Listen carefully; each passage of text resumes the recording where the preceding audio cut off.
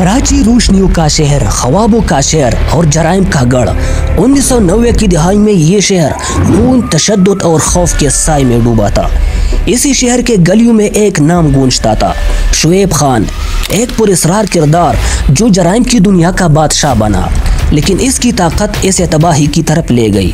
شعیب خان 1960 کی دہائی میں کراچی کے ایپس ایریا میں پیدا ہوا، ایک متوسط خاندان کا لڑکا جس کے 4 بہنوں اور 6 بھائیوں کے ساتھ بچپن گزرا۔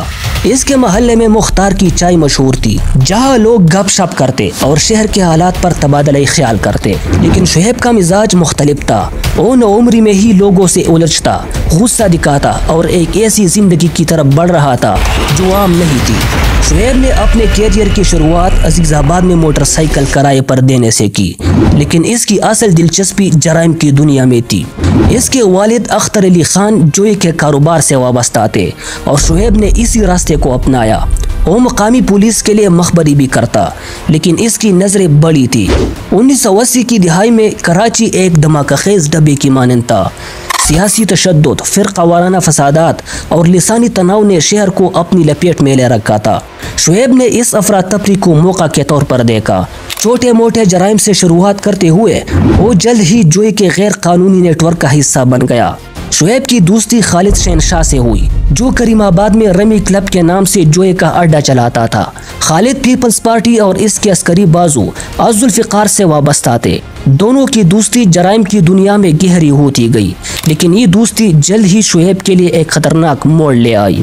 1988 میں شعیب نے اپنا پہلا قتل کیا۔ ایم اے جناح روڈ پر ایک وکیل کے دفتر میں خالد شہنشاہ کا اقبال نیازی سے جھگڑا ہوا۔ شعیب نے اقبال کو گولی مار دی۔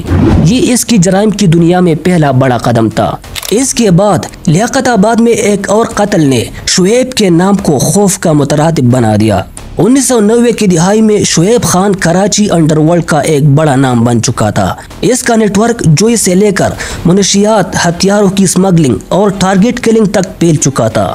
لیاری اس کا گڑھ تھا، لیکن اس کی طاقت کی اصل وجہ اس کی سیاسی اور پولیس سے روابط تھے۔ شعیب کے MQM کے عسکری ونگ سے گہرے تعلقات تھے۔ وہ پولیس کے اعلیٰ افسران کو اپنی پارٹیوں میں مدعو کرتا اور انہیں رشوت دے کر اپنی گرفت مضبوط کرتا۔ اس کی رسائی شہر کی سیاسی، سماجی اور کاروباری شخصیات تک تھی۔ وہ کراچی سے دبئی تک اپنا اثر رسوخ رکھتا تھا۔ 1992 میں شعیب دبئی پہنچا، جہاں اس کی ملاقات ممبئی انڈر ورلڈ کے ڈان داؤد ابراہیم سے ہوئی۔ داؤد کے ذریعے شعیب نے اپنا جوئے کا نیٹ ورک بین الاقوامی سطح پر پھیلایا، لیکن اس دوستی نے اسے نئی دشمن بھی دیے۔ 1998 میں شعیب نے دبئی میں عرفان گوگا نامی ایک شخص کو قتل کر دیا۔ گوگا داؤد کا قریبی ساتھی تھا۔ شعیب نے دعویٰ کیا کہ گوگا داؤد کے خلاف باتیں کر رہا تھا، لیکن اس قتل نے داؤد کے ساتھ اس کے تعلقات کشیدہ کر دیے۔ شعیب فرار ہو کر کراچی واپس آ گیا۔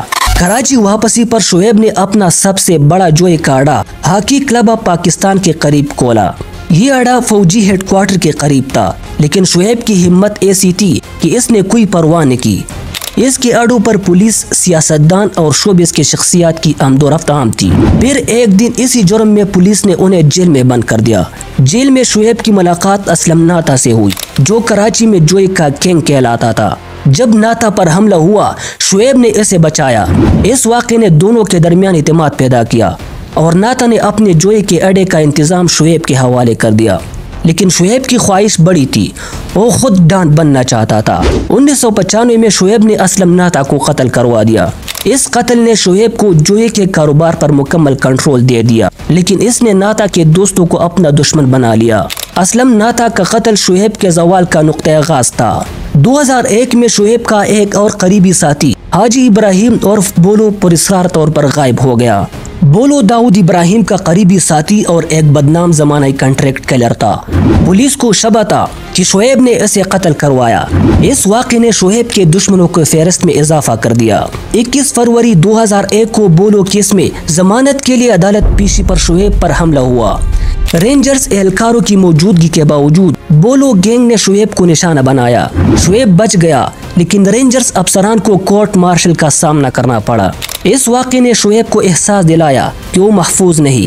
25 اگست 2001 کو شعیب پر ایک اور حملہ ہوا۔ سٹی کورٹ سے واپسی پر رحمان ڈکیت اور بولو گینگ نے پولیس وین پر گولیوں کی بوچھاڑ کر دی۔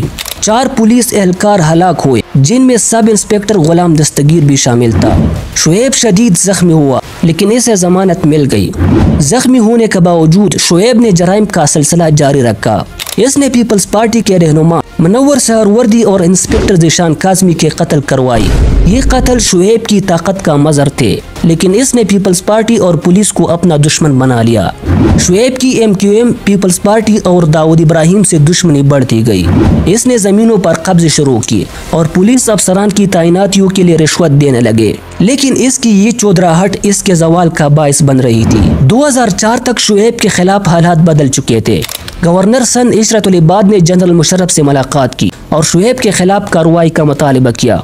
इसी गरज से ISI के सरबरा जनरल एहसानुल हक को कराची भेजा गया और पुलिस ने शुएब के अड्डों पर छापे मारना शुरू कर दिए। 29 दिसंबर 2004 को शुएब खान को लाहौर से गिरफ्तार किया गया। वो एक फौजी अफसर के घर छुपा हुआ था। चौधरी असलम और इरफान बहादुर की टीम ने इसे पकड़ा, लेकिन गिरफ्तारी की तफसीलात खुफिया रखी गई। शुएब को सड़क के जरिए कराची लाया गया, जहां इसे सख्त हिफाजती इंतजामात में जेल मुंतकिल किया गया। 28 दिन बाद 26 जनवरी 2005 को शुएब खान की मौत की खबर आई। जेल हकाम ने दावा किया कि इसे दिल का दौरा पड़ा और जना अस्पताल ले जाते हुए वो मर गया, लेकिन इसकी मौत पर सवालात उठे। क्या ये फितरी मौत थी या एक मंसूबाबंद कत्ल? शुएब के खानदान ने इल्जाम लगाया कि इसे जहर देकर मारा गया। पोस्टमार्टम के लिए कानूनी तकाजे पूरी न की गई और इसकी मौत एक राज बन गई। कुछ का ख्याल था कि MQM, पुलिस या दाऊद इब्राहिम के दबाव ने इसे खामोश कर दिया। शुएब खान की मौत के साथ कराची अंडरवर्ल्ड का एक बाब बंद हुआ, लेकिन इसकी कहानी आज भी हमें बहुत कुछ सिखाती है। वो एक आदमी था जिसने ताकत और दौलत के नशे में सब कुछ खो दिया। इसकी जिंदगी कराची के सियासी और समाजी हालात के आईने थे। शुएब के खिलाफ ऑपरेशंस में शामिल अफसरान जैसे चौधरी असलम और रावनवार ने शहर को जराइम से पाक करने की कोशिश की थी, लेकिन शुएब की कहानी हमें बताती है कि जराइम की जड़ें कितनी गहरी होती है और इनसे लड़ने के लिए कितनी हिम्मत दरकार है। लेकिन इनकी कहानी हमें याद दिलाती है कि अमन और तरक्की के लिए हर फर्द को अपना किरदार अदा करना होगा।